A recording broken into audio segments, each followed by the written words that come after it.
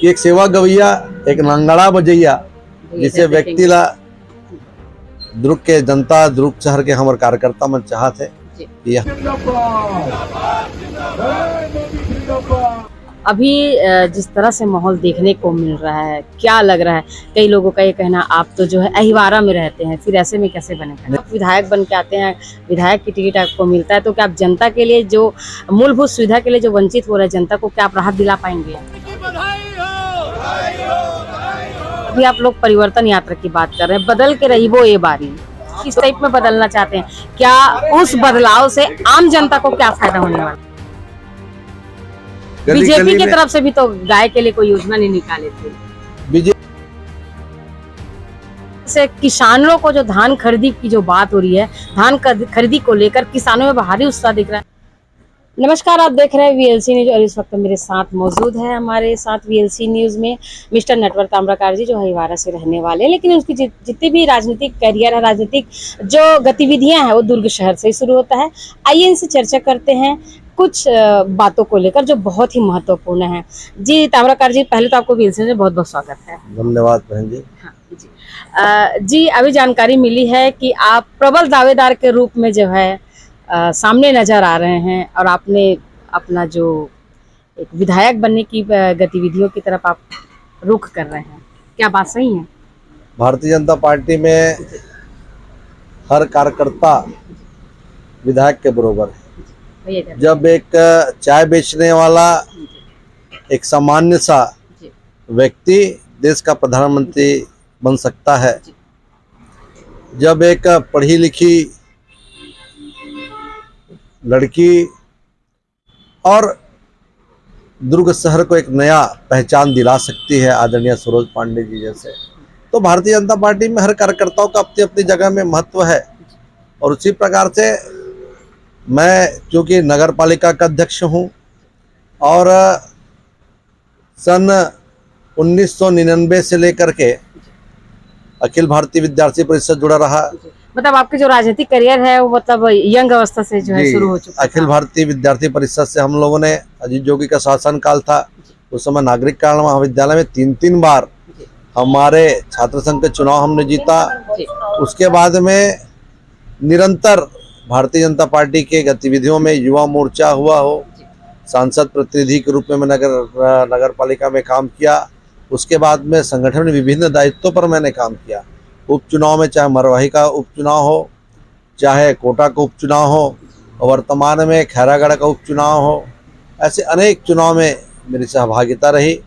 और विगत 2020 में जब भारतीय जनता पार्टी का नया गठन आदरणीय डॉक्टर सुजीत अमीर जी के नेतृत्व में, उस समय मैंने दुर्ग जिले के शहर महामंत्री के रूप में मैं निभा। और आप लोगों ने देखा है कि उस समय कांग्रेस की सरकार होने के बाद दुर्ग जिला संगठन किस मजबूती के साथ में यहाँ पर कांग्रेस सरकार का विरोध कर रही थी। और आप लोगों ने देखा है कि संगठन के रूप में हो, चाहे पालिका अध्यक्ष के रूप में हो, जो काम विपक्ष में रहते हुए भी अहिवारा नगर पालिका में आप लोगों ने देखा है। और उसी कार्यक्रम में यहाँ की जनता, दुर्ग की जनता एक चाह रही है कि एक सेवा गवैया, एक नांगड़ा बजैया, जिसे व्यक्तिला दुर्ग के जनता, दुर्ग शहर के हमारे कार्यकर्ता मन चाहत है। यहाँ चूंकि हमारे जो क्षेत्र आरक्षण है, तो एक ऐसे नेतृत्व दुर्ग में रहे, ओकर मनसा के रूप में दुर्ग में दावेदारी करा था। आप शिक्षा दीक्षा कहाँ से हुई? मोर स्कूली शिक्षा मिडिल है, प्राथमिक है, मैं अहिवारा से गांधी मिडिल स्कूल से करे। ओकर बाद में स्कूल के जो हायर सेकेंडरी स्कूल अपन खालसा स्कूल दुर्ग में, नागरिक कल्याण महाविद्यालय से मैं स्नातक पास करे। ओकर बाद में PGDCA से कंप्यूटर के कोर्स करके ऐसा टाइप के वही मोर शिक्षा दीक्षा है। और चूँकि मैं शुरू से इंग्लिश मीडियम से पढ़े हुए हूँ और इंग्लिश के बारे में भी पूरा अध्ययन है। हम जो भी बात कर सकते हैं, बड़े बड़े अधिकारी में जब इंग्लिश में बात करते तो ऑलरेडी वो मन इम्प्रेस होते हैं। तो ऐसा टाइप के काम निश्चित तौर पे आप मतलब दिखा थे। रही गई बात शिक्षा दीक्षा, पढ़ना पढ़ाई कम है लेकिन गढ़ाई बहुत ज़्यादा है। संगठन के माध्यम से हो, चाहे कार्यकर्ता के रूप में हो, लोगों से जुड़ा रहना, लोगों की मदद करना, ये प्राथमिकता रही। जी। अभी जिस तरह से माहौल देखने को मिल रहा है, क्या लग रहा है? कई लोगों का ये कहना, आप तो जो है अहिवारा में रहते हैं, फिर ऐसे में कैसे बनेगा? नहीं, मैं अहिवारा का हूँ, मैं रहता दुर्ग में हूँ। मैं विगत 2015 से मेरे बच्चे यहीं पर रिसाली में पढ़ते हैं। क्योंकि यहाँ पर रहने का विषय नहीं, यहाँ पे कार्य करने का विषय है। भारतीय जनता पार्टी के हर कार्यक्रम में, सामाजिक हो चाहे धार्मिक कार्यक्रम में, आप मुझे दुर्ग में पाते हैं। और वर्तमान में संसाधन की कोई कमी नहीं है, आदमी 10 मिनट में कहीं से कहीं पहुंच जाता है, ये विषय नहीं है। मेरा एक आपसे सवाल है, जनता की तरफ से, जिस तरह से जो लोग हैं, जो मूलभूत सुविधा के लिए लोग जो है वंचित हो रहा है, अगर आप विधायक बन के आते हैं, विधायक की टिकट आपको मिलता है, तो क्या आप जनता के लिए, जो मूलभूत सुविधा के लिए जो वंचित हो रहा है जनता को, क्या आप राहत दिला पाएंगे? जिस तरह से सड़क का जो गड्ढा होना और गड्ढा को पाड़ देना, फिर गड्ढा हो जाना, जिस तरह से हो रहा है। मैं अभी परिवर्तन यात्रा में देखा, हम लोग जब परिवर्तन यात्रा इंदिरा मार्केट के साइड से जब निकले, तो मेन रोड, जो इंदिरा गांधी मार्केट का जो मेन रोड है, वो गड्ढा युक्त है। इससे आदरणीय अरुण वोरा जी का विकास कार्य दिख रहा है, इससे आदरणीय धीरज बाकलीवाल जी का विकास कार्य दिख रहा है, इससे माननीय मुख्यमंत्री जी का विकास कार्य दिख रहा है। दुर्ग शहर का दिल हृदय अगर हम किसी रोड को मानते हैं, तो पटेल चौक से लेकर के ग्रीन चौक तक का हृदय ये रोड है, वो पूरे गड्ढा युक्त है। तो मेरा सबसे पहले प्रयास रहेगा दुर्ग शहर गड्ढा मुक्त हो। आप अहिवारा आकर के देखिए, चतुर्भुज मंदिर से जो मेन जो रोड है, पूरा गड्ढा मुक्त हो गया है। पहले अहिवारा की पहचान गड्ढों से होती थी, अब अहिवारा की पहचान गड्ढा मुक्त अहिवारा, ये पहचान है। यहाँ पर मैं बार बार कहता हूँ, जैसे माननीय मुख्यमंत्री जी बेरोजगारी भत्ता क्लॉस लगा करके दिए हैं, हम बेरोजगारी भत्ता क्यों दें? हम लोगों को रोजगार दें, हम युवाओं के हाथ में डेवलपमेंट का छड़ी थमाएं। भत्ता देना और रोजगार देना में क्या फर्क है? देखो, भत्ता तो भोजन के लिए जब मिलता है ना, जैसे हम लोग किसी भी समिति की बैठक में जाते हैं, हम लोग को लिखवाता है कलेक्टर में जाते हैं कि 150 रुपये भत्ता है। भत्ता पूरक नहीं है, करियर नहीं है, भत्ता पूरक नहीं है। आप रोजगार की बात करें, आप युवाओं को स्वावलंबी की बात करें। आज युवा सट्टा में ज्यादा जूझ रहा है, लोगों के पास रोजगार नहीं है, इसलिए लोग युवा शराब बेच रहे हैं। आप जाके देखिए निचली बस्ती में जो भी अवैध कारोबार हो रहा है, जो युवा सब उसी में लिप्त है। आज युवाओं को दिशा को मोड़ने की आवश्यकता है। देखिए, राजनीति लाभ या वोट के लाभ के लिए हम किसी के जीवन के साथ खेले, ये अन्याय है। आज बेरोजगारी की हम बात करें, दुर्ग शहर में मैं देखा हूँ, भिलाई में भी देखा कि अधिकांश लोग जुआ, सट्टा, शराब ऐसे कर बुरे कार्यों में लिप्त हैं। उसका विमुख करके हमको सीधे रास्ते में ले जाने की आवश्यकता है, और सीधे रास्ते में तभी आएंगे जब उनको रोजगार उपलब्ध हो। अभी युवाओं में जिस तरह से आक्रोश देखने को मिला, आप लोग परिवर्तन यात्रा की बात कर रहे हैं, बदल के रही वो ये बारी, तो इसका क्या मीनिंग है कि बदल के रही वो को किस टाइप में बदलना चाहते हैं? क्या उस बदलाव से आम जनता को क्या फायदा होने वाला है? आप देखिए, पीएससी के परीक्षा में क्या घोटाले हुए, उसमें जो कांग्रेस के परिवार के लोग ही सिलेक्टेड हुए। युवा ठगा महसूस कर रहा है, इस चीज को आपने देखा है। रेडी टू ईट जो महिलाएं स्व सहायता समूह चलाती थी, वो उनसे काम छीन करके कांग्रेस के कार्यकर्ताओं को काम दे गया।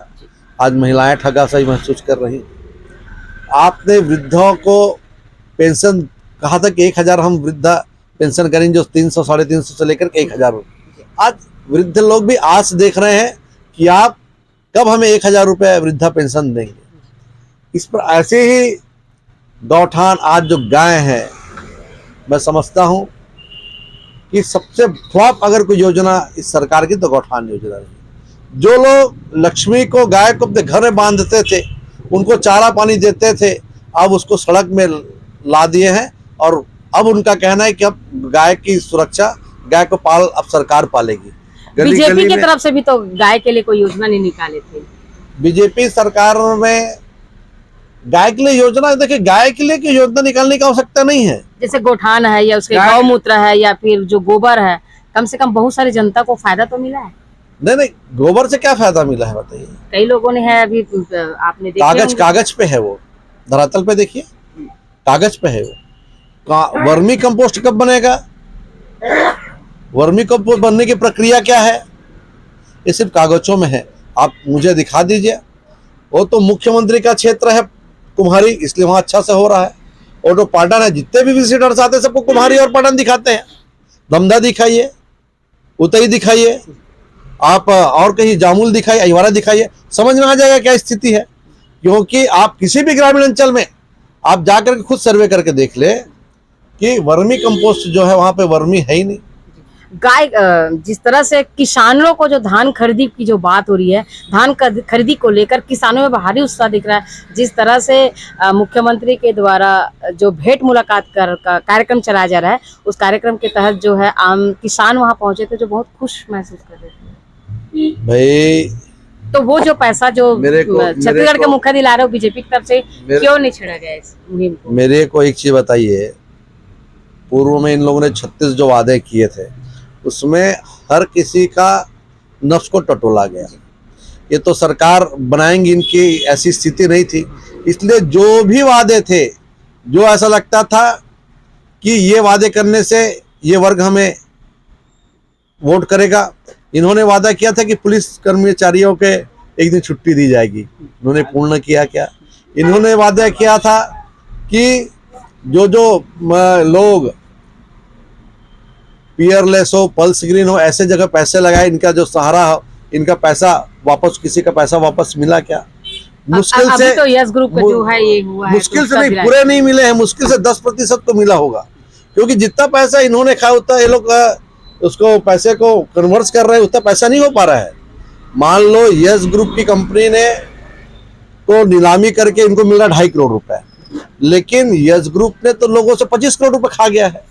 तो आप 2.5 करोड़ का ही ना बंटवारा करोगे, जितना वसूलोगे उतना ही ना बंटवारा करोगे। लेकिन उसने तो 25 करोड़ रुपए निकाल लिया है, लेकिन आप जो बंटवारा कितना करोगे 2.5 करोड़। तो अगर मैंने 1 लाख रुपए, मुझे सिर्फ कितना हासिल आ रहा है 5,000 रुपए, लेकिन आपने वादा क्या किया था? आपको पूरा पैसा दिया जाएगा। आपने पूरा फॉर्म भरवाया था, कलेक्ट्रेट में यहाँ पर फॉर्म भरा है, सब जगह पूरा पैसा, लेकिन उसकी जो संपत्ति है उसी को आप कुर्की करके उतने ही का भुगतान करें ना, इसमें फेल हुए। महिलाओं के लिए जो हमारे स्वयं सहायता की समूह की जो बहनें, उनको जो लोन था उनको माफ करेंगे बोले, उसमें फेल हुए। आपने सरकारी कर्मचारी को नियमितीकरण करेंगे बोले, उसमें फेल हुए। सब जगह आप फेल हुए। आपको तो ये एहसास नहीं था कि हमारी सरकार बन जाएगी, आपने जैसा घोषणा किया वैसा घोषणा किया। आज आप बताइए, किसान को 2500 रुपया ये धान दे रहे हैं, 2180 रुपये तो मोदी सरकार दे रही है, तो आप क्या दे रहे हैं? 300 रुपये। भाई एमएसपी तो हर साल बढ़ रहा है धान का, आप दीजिए ना, आज दीजिए 2800 रुपये, हम मानेंगे आपको। तो ये चीज बीजेपी क्यों नहीं दे पाई? बीजेपी ने किसान को स्वावलंबी करने का चाहत रखा। बीजेपी ने सोलार पंप में 18 लाख सोलार पंप दिए। अटल ज्योति योजना के तहत में गांव-गांव में, खेत खलिहानों में, वहां पर बिजली पानी पहुंचाने का प्रयास किया। उन्होंने बीजेपी के समय जो कृषि यंत्र थे उसमें 80% की सब्सिडी होती थी, आज 20% सब्सिडी है। आप कान कैसे पढ़ो चाहे वैसे पढ़ो, मतलब एक ही है। बीजेपी के शासनकाल में, रमन सिंह जी के शासनकाल में आप देख लीजिए कि कृषि यंत्र में चाहे पाइप हो, चाहे वृष्टि चाहक तहत में बोर हो, इसमें सब में 80% की सब्सिडी हुआ करती थी। लेकिन आज जो है वो कितना, आज 20% की सब्सिडी है। तो किसान तो वहीं पे खड़ा है, किसान को बारदाना नहीं मिल रहा है। भाई आप देखिए, पहले 1 नवंबर से धान खरीदी होती थी, भूपेश सरकार ने 1 दिसंबर से धान खरीदी कर दिया, और 1 महीने में धान कितना सूख जाता है। नुकसान तो किसान का ही है। तो कुल मिला करके एक भ्रम है। नरेंद्र मोदी जी 6000 रुपए, भ्रम को आप लोग तोड़ेंगे? बिल्कुल भ्रम टूट रहा है। किसान समझ रहे हैं, युवा समझ रहे हैं, महिलाएं समझ रहे हैं। आपने शराबबंदी की वादा किया था ना, जो शराब दुकान शहर के बाहर था, आज उसको आपने हाईवे रोड पे ला करके रख दिया है। कौन लाया है? ये कांग्रेस की सरकार ने लाया है।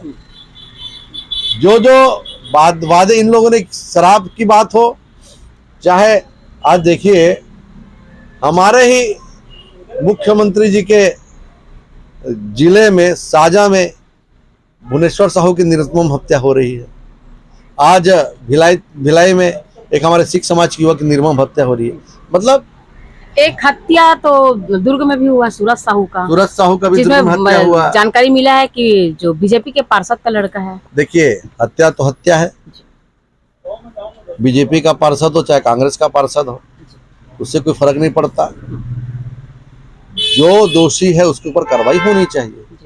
हत्या तो हत्या है, बुराई तो बुराई है, इसमें कोई वो नहीं है कि वो अगर बीजेपी का है या कांग्रेस का, ऐसा कोई बात नहीं है। जो उसमें संलिप्त है, आरोपी है, जो आरोपी उसके ऊपर कार्रवाई होनी चाहिए। लेकिन हत्या क्यों हो रही है, लूट क्यों हो रहा है, महिलाओं के साथ में अभद्रता क्यों हो रही है, इसकी चिंता सरकार को करने की आवश्यकता है। यहाँ के गृह मंत्री जी यहीं पे है, हमारे दुर्ग जिले के हैं, मुख्यमंत्री दुर्ग जिले के हैं, यहाँ पर गुरु रुद्र कुमार जी दुर्ग जिले के हैं, रविंद्र चौबे दुर्ग जिले, और रविंद्र चौबे जैसे मंत्री जी के भुवनेश्वर साहू की हत्या होती है। एक बार रविंद्र चौबे जी वहाँ संवेदना प्रकट करने के लिए नहीं गए, उस परिवार से मिलने के लिए नहीं गए, और ऊपर से घोषणा करके हम 25 लाख रुपए देंगे, हम रोजगार देंगे। और उसके धन्यवाद से भुवनेश्वर साहू के परिजन को मैं धन्यवाद देता हूँ कि आपने सरकार की नौकरी को ठुकरा दिया, उनके पैसे को ठुकरा दिया। उन्होंने सिर्फ यही कहा कि मेरे बेटे का जो हत्यारा है, उस जो दोषी है, उसके ऊपर कार्रवाई होनी चाहिए।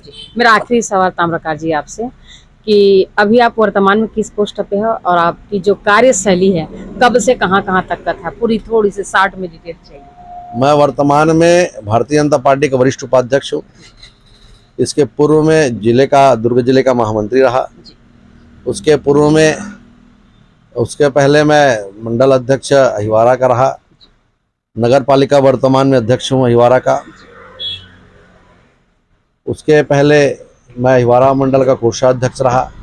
दुर्ग जिले में जब हमारी अमित शाह जी राष्ट्रीय अध्यक्ष बने, उसमें संपर्क अभियान का चल रहा था, उसमें जिले का सह प्रभारी रहा। अलग अलग दायित्वों में दुर्ग जिले पर मैंने पूरे पाटन ब्लॉक का, मैं पाटन विधानसभा का प्रभारी रहा। उससे पहले बुरी मंडल का प्रभारी रहा। उससे पहले अभी वर्तमान में धमधा मंडल का प्रभारी हूँ संगठन के दृष्टिकोण से। और ऐसे जिस प्रकार से पार्टी संगठन का जो आता भी परिवर्तन यात्रा में अहिवारा विधानसभा का मैं प्रभारी रहा। ऐसे आने जो भी संगठनात्मक जो कार्य आते हैं, लगभग अगर अपन माने कि राजनीतिक करियर आपके कितने समय का रहे? नहीं, राजनीति देखिए, मेरे बड़े पिताजी जनसंघ के जमाने से राजनीति करते, धमधा से स्वर्गीय गोविंद प्रसाद जी ताम्रकार, गोविंद सारंग जिस समय हमारे संगठन मंत्री हुआ करते थे, उस समय से राम जन्मभूमि में 2 बार जेल गए हैं, 1990 में, 1992 में। उसके बाद मेरे पिताजी अहिवारा मंडल के महामंत्री रहे, फिर मंडल अध्यक्ष रहे, फिर दुर्ग जिला के वरिष्ठ उपाध्यक्ष, विभिन्न पदों पर उन्होंने भी कार्य किया। उसके बाद में मैं राजनीति में, आपको तो पहले ही बता चुका हूँ, मैंने विभिन्न 2 ABVP से लेकर के अभी तक मैं यहाँ पर राजनीति में सक्रियता के साथ में भूमिका मैं निभा रहा हूँ। अभी आप उम्मीद अपने वरिष्ठों से उम्मीद रखे हैं कि अभी जो जिस दावेदारी की आपने बात की है, वो दावेदारी का विषय ऐसा है कि दुर्ग शहर शुरू से ताम्रकार समाज यहाँ पर कार्य कर रही है। पूर्व महापौर मेरे मामा जी शंकर लाल जी ताम्रकार रहे, 2 बार उन्होंने महापौर का दायित्व निभाया। मध्य प्रदेश लघु उद्योग निगम के वो अध्यक्ष रहे। उसके बाद में फिर उन्हें दोबारा कांग्रेस पार्टी ने टिकट दिया। उस समय ऐसा आप देखिए कि एक साइड डॉक्टर शिव कुमार तमेर जी थे, एक साइड शंकर लाल ताम्रकार थे। अच्छा, एक ही परिवार के। तो ठीक है, अलग अलग विचारधारा से सब जुड़े हुए हैं, लेकिन था ताम्रकार। उसमें शिव कुमार तमेर जी ने विजय हासिल किया। तो हमारा ताम्रकार समाज जो है, उन्होंने प्रदेश में जाकर के ये बात कही कि दुर्ग से जिस प्रकार से सदा कांग्रेस हो भाजपा हो, दुर्ग से ताम्रकार समाज को महत्व दिया है। ताम्रकार समाज, सोनार समाज, कसार समाज, हम लोग 3-4 समाज की जो हमारी एक ग्रुप है, एक समूह है, हम लोग 18 से 20 हजार की आबादी इस दुर्ग शहर में है। उसके कारण समाज ने ये कहा कि वर्तमान में नगर पालिका के अध्यक्ष रूप में नटवर ताम्रकार जी, और जिले में भी वो बहुत ही बहुमुखी विकास कर रहे हैं, जिले में बहुत ही अच्छा काम करे, संगठन का काम कर रहे हैं। तो इस प्रकार से उनको टिकट यहाँ दुर्ग शहर से मिलना चाहिए। ये मांग हमारे समाज की तरफ से गई, और समाज की मांगों को आप प्रदेश उम्मीद ने मतलब आप उम्मीद हाँ हैं। प्रदेश ने स्वीकारा भी है जी। और मेरा नाम के यहाँ पर सर्वे भी हुआ है और जैसे वरिष्ठ नेताओं का हमारा मार्गदर्शन मिला है उसकी सबसे प्रयास कर रहा हूँ। जी। ये थी मिस्टर नटवर ताम्रकार से एक भेंट मुलाकात के दरमियान वीएलसी न्यूज़ ने कुछ ऐसे अनछुए सवालों से जवाब मांगे जिसके चलते जो है उन्होंने बहुत सारी ऐसे जानकारी दी है जो हम बहुत कुछ जानकारी जो है आम जनता के पास नहीं था वो जानकारी भी दी है। अपनी राजनीतिक जो सफ़रनामा है उसको बखूबी बताए हैं और जैसे हमको जानकारी मिला कि ताम्रकार जी एक मेडिकल शॉप में किसी काम से आए हैं तो हमने उनसे यहीं पर चर्चा की है। हर खबर के लिए बने रही वीएलसी न्यूज़ के साथ, तब तक के लिए नमस्कार।